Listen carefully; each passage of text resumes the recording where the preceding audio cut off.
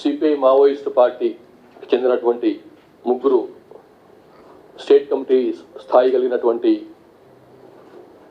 Leaders వాళ్ళు ప్రజావాహినిలోకి గెలిచేందుకని చెప్పి బయటకు వచ్చారు. సో వారు కుంకటి వెంకటయ్య ఎలియాస్ వికాస్,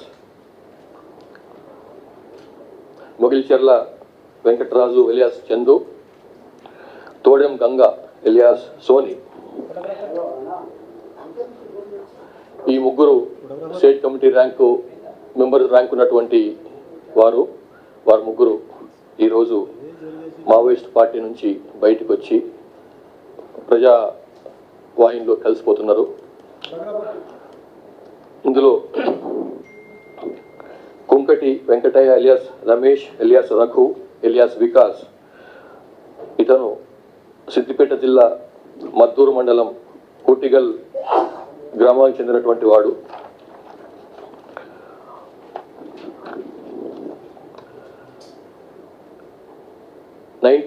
లో 1990లో పీడబ్ల్యూ పెట్టినటువంటి రైతు కూలీ సభలకు హాజరైన తర్వాత, వరంగల్లో పెట్టినటువంటి సభలకు హాజరైన తర్వాత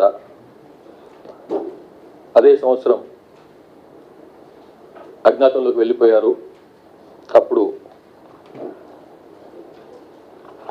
బాలన్న అని చెప్పి చేరియాల దళం సంబంధించినటువంటి కమాండర్, పీడబ్ల్యూ కమాండర్ ప్రోత్సాహంతో యూజ్ అయినారు. పార్టీలో ఎదుగుతూ కేకేడబ్ల్యూ డివిజనల్ కమిటీ, అట్లా తర్వాత మళ్ళీ 2007లో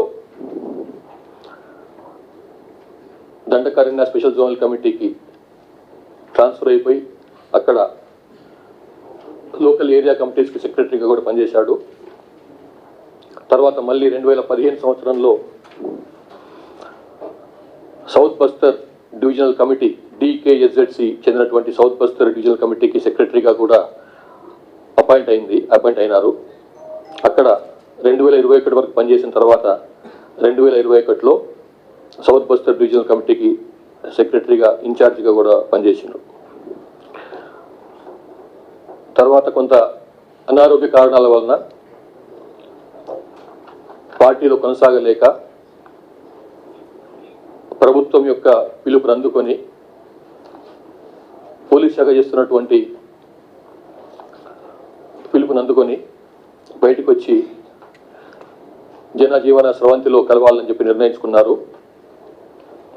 అతను 35 years పాటు పార్టీలో గడిపిన తర్వాత ఈ నిర్ణయం తీసుకుని బయటకు వచ్చాడు. రెండవ స్టేట్ కమిటీ మెంబర్ ర్యాంక్ ఉన్నటువంటి Mogilicherla Venkataraju alias Raju alias Erraraju alias Chandu alias Chandar alias Punnam Chandar alias Satla Balaraju, వయసు కొమరయ్య కొడుకు, తాటికాయల గ్రామం, ధర్మసాగరం మండలం, ప్రస్తుతం హనుమకొండ జిల్లా. ఇతరు వీరి స్టేట్ కమిటీ మెంబర్ స్థాయి, తర్వాత దండకారణ్య స్పెషల్ జోనల్ కమిటీకి సంబంధించినటువంటి చైతన్య నాట్య మండలికి ఇన్ఛార్జి కూడా. 5వ క్లాస్ అవుతున్నప్పుడే 10-11 ఏళ్ల వయసులోనే అప్పటి పార్టీ విప్లవ పార్టీకి సంబంధించినటువంటి పాటలకు ఆకర్షితుడై అజ్ఞాతంలోకి వెళ్ళిపోయినాడు.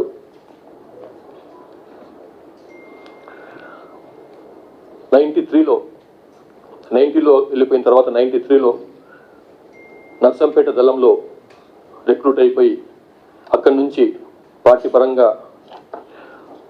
పైకి ఎదుగుతూ 2001లో అది పాలకుర్తి దళంలో సెక్రటరీగా, ఏరియా కమిటీ సెక్రటరీగా కూడా పనిచేసిండు. 2001లో దండకారణ్యానికి ట్రాన్స్ఫర్ అయిపోయి ఆ చైతన్య నాట్య మండలి యొక్క అందులో దాన్ని దానికి నాయకత్వం వహించాడు. ఆంధ్ర ఒరిస్సా బార్డర్ ఏరియాలో ఈ ఆల్ ఇండియా విప్లవం సంబంధించినటువంటి కల్చరల్ వర్క్షాప్స్ కూడా పెట్టి దానికి గ్రామాల్లో ఈ సిఎన్ఎం యాక్టివిటీస్ని ప్రమోట్ చేయడంలో ప్రముఖ పాత్ర వహించండు. తర్వాత అట్లా ఎదుర్కొంటూ 2019లో చేతన నాట్య మండలి దండకారణ్య స్పేస్ జోనల్ కమిటీ ఇన్ఛార్జిగా అయ్యిండు. అట్లాగే ఆయనకు పార్టీ స్టేట్ కమిటీ మెంబర్ స్థాయి ఇచ్చింది.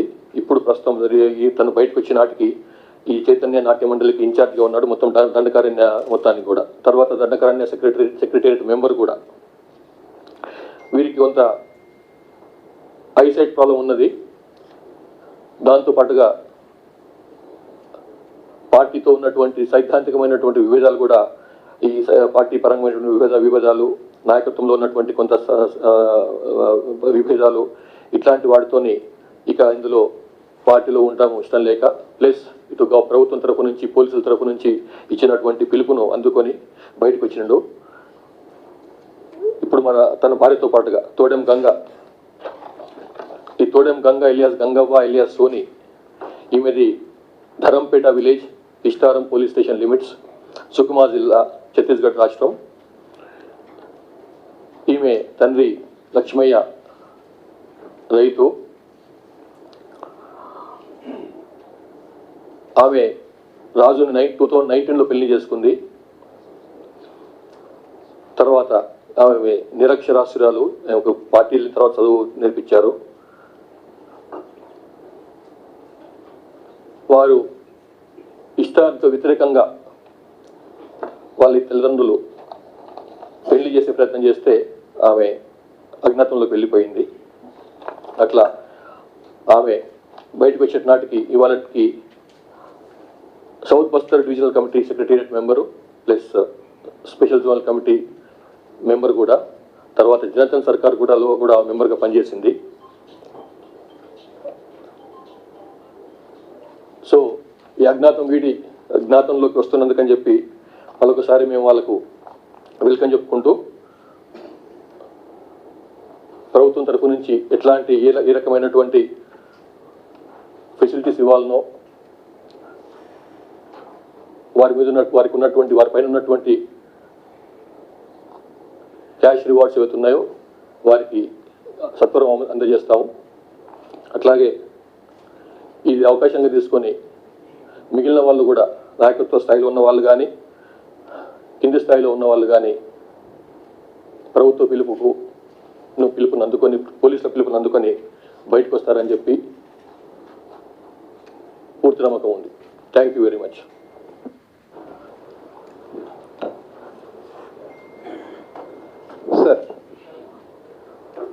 సార్ రవికుమార్ సార్, నమస్తే తెలంగాణ సార్. ఇక్కడ సార్ ప్రజాపాలన అంటూనే మన దగ్గర 20 నెలల్లో దాదాపు 34 మంది మావోయిస్టులు ఎన్కౌంటర్ చేయబడ్డారు. సో ఇలా జరగడం వల్ల ప్రభుత్వానికి కానీ పోలీస్ శాఖ కానీ చెడ్డ పేరు రాదా? దీని మీద మీ అభిప్రాయం. ఇంకోటి, చాలా మంది మావోయిస్టులు లొంగిపోవాలనుకుంటున్నారు. వాళ్ళకున్న సోర్సెస్ ఏంటి? పోలీస్ శాఖ నుంచి మీరు ఎలాంటి సోర్స్ చెప్తారు? ఇప్పుడు బయటకు రావడానికి ఇస్తున్న పిలుపుని అందుకొని వీళ్ళు బయటకు వస్తున్నారు. ఇప్పుడు ఫర్ ఎగ్జాంపుల్ మీకు చదువుతాను, మీకు ఇచ్చిన నోట్లో కూడా ఉండుంటుంది బహుశా. ఈ లాస్ట్ ఫ్యూ మంత్స్లోనే 412 మంది కార్డర్స్ బయటకు వచ్చిండ్రు, ఇంక్లూడింగ్ ఒక సెంట్రల్ కమిటీ మెంబర్ ఉన్నారు. అందులో 4 స్టేట్ కమిటీ, ఇవి కాకుండా 4 స్టేట్ కమిటీ మెంబర్లు ఉన్నారు, 2 డివిజనల్ కమిటీ సెక్రటరీలు ఉన్నారు, 8 డివిజనల్ కమిటీ మెంబర్లు ఉన్నారు, 35 మంది ఏరియా కమిటీ మెంబర్లు కూడా ఉన్నారు. అంటే ఒక పై స్థాయి కింద స్థాయి అనుకున్న అన్ని స్థాయిల వాళ్ళు కూడా బయటకు వస్తున్నారు. వాళ్ళకి ఇది మనం ఇంత ఓపెన్గా ఉండడం కాబట్టి, ప్రభుత్వం ఇంత ఓపెన్గా పిలుస్తుంది కాబట్టి ఇది వాళ్ళు దాన్ని అవకాశంగా తీసుకుని బయటకు వస్తున్నారు. ఇంకా ముందుకు రమ్మని చెప్పి మేము వాళ్ళు పిలుపునిస్తున్నాం. సార్ తెలంగాణ రాష్ట్ర ఎవరిని అప్రోచ్ అవ్వాలి సార్ వాళ్ళు? సార్ మేము ఒక్క నిమిషం, ఇది చెప్తాం. వాళ్ళు పోలీసులకు వచ్చి అప్రోచ్ కావచ్చు, రెవెన్యూ వాళ్ళని, తహసీల్దార్లను కానీ, లేకపోతే మండలిలో ఉన్నటువంటి అధికారులను వచ్చి రావచ్చు, వాళ్ళ దగ్గర రావచ్చు, మీలాంటి మీడియా మిత్రుల దగ్గర రావచ్చు, పొలిటీషియన్స్ దగ్గరికి రావచ్చు. వారికి ఏ రకమైనటువంటి వాళ్ళ ఫ్యామిలీ మెంబర్స్ ద్వారా రావచ్చు, వాళ్ళకి ఏ రకమైన దారి కరెక్ట్ కనిపిస్తే అట్లా రావచ్చు. దానికి వీళ్ళ ద్వారా వాళ్ళ ద్వారా రావని మేము చెప్తలేము. వాళ్ళు బయటికి రావడం ముఖ్యం. సరే, లొంగిపోయిన ముగ్గురు కూడా సిద్ధాంతపరమైన విభేదాలు ఉండడం వల్లనే లొంగిపోతుందని చెప్తారు. సిద్ధాంతపరమైన విభేదాలు ఏమై ఉండొచ్చు?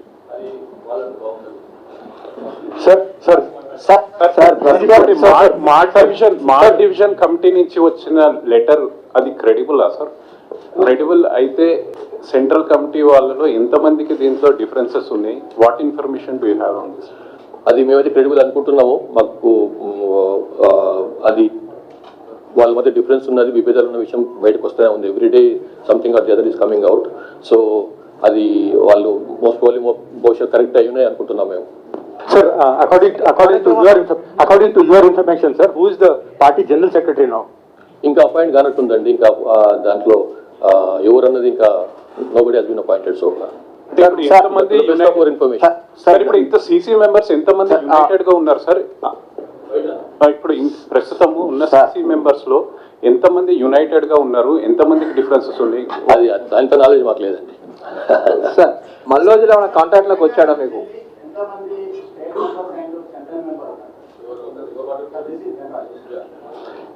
తెలంగాణ నుంచి ఇక్కడ నుంచి స్టేట్ మెంబర్స్ కానీ సెంట్రల్ కమిటీ మెంబర్లు ఎంతమంది ఉన్నారు తెలంగాణ నుంచి?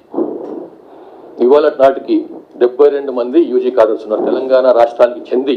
సార్, బయట రాష్ట్రాల్లో పనిచేస్తున్న వాళ్ళు, నేటివిటీ ఆఫ్ తెలంగాణ ఉన్న వాళ్ళు 72 మంది ఉన్నారండి.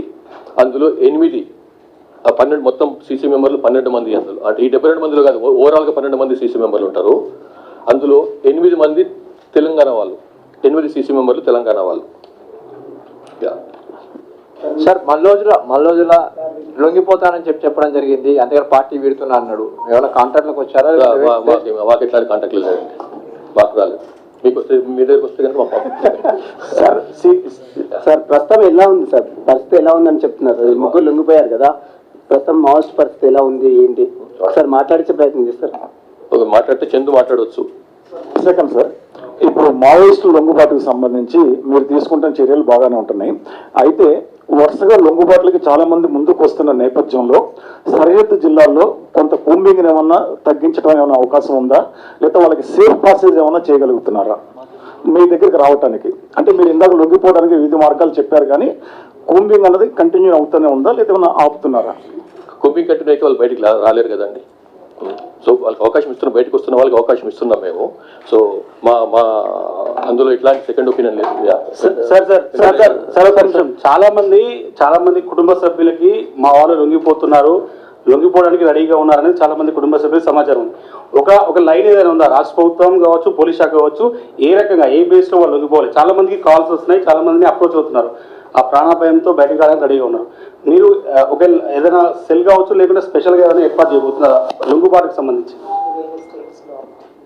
అని మీరు చెప్పేది బయట వేరే స్టేట్ లో ఛత్తీస్గఢ్ లో ఉన్న వాళ్ళు కావచ్చు, చాలా మంది వాళ్ళు చెప్పిన ఇంతకు ముందు దగ్గర వాళ్ళ ఫ్యామిలీ మెంబర్స్తో రావచ్చు, రాజకీయ నాయకులతో రావచ్చు, మీడియా మిత్రులతో రావచ్చు, ఎట్లా ఏ రకంగా బయటకు వచ్చినా బయటకు రావచ్చు. వాటికి మేము తయారీలతోని ఓపెన్ హార్ట్తోని బయట రమ్మని చెప్తున్నాం వాళ్ళని నేను. So left them it's open call, it's free call, they can come out and join the main stream. Sir, after many నిన్న శిఖాసా పేరు మీద ఒక స్టేట్మెంట్ వచ్చింది సార్. అంటే do see it something like regroup అవుతున్నారు అక్కడ కోల్బెట్లో? కోల్బెట్లో కొంత ప్రయత్నం జరిగింది, కొంత లాస్ట్ 5-6 months కింద కొంత ప్రయత్నం జరిగింది. మళ్ళీ టు స్టార్ట్ ది రీగ్రూప్ అని చెప్పడం పెద్ద పదం, కానీ మళ్ళీ ఒకసారి స్టార్ట్ చేద్దాం అన్న ఉద్దేశంతో కొంత అటెంప్ట్ జరిగింది మాత్రం వాస్తవం.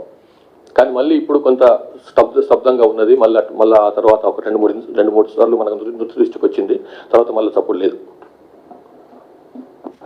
సార్, ఈ లొంగిపోయిన మావోయిస్టులకు పునరావాసం కల్పించడంలో కొంత ఇబ్బందులు వస్తున్నాయి, చాలా మంది ఆరోపిస్తున్నారు సార్. లొంగిపోయిన మావోయిస్టులకు సంబంధించి పునరావాసం కల్పించడంలో స్పెసిఫిక్ ఏదైనా వస్తే చెప్పొచ్చు, ఉంటే జనరల్గా మాట్లాడితే లాభం లేదు కదా. స్పెసిఫిక్గా ఎక్కడన్నా ఎవరికన్నా అట్లా సమస్య వచ్చిందా మా దృష్టికి తీసుకున్నట్టు మేము డెఫినెట్లీ అడ్రస్ చేస్తాం. మీకున్న సమాచారం ప్రకారం ఇప్పుడు జనరల్ సెక్రటరీ ఎవరున్నారు పార్టీ?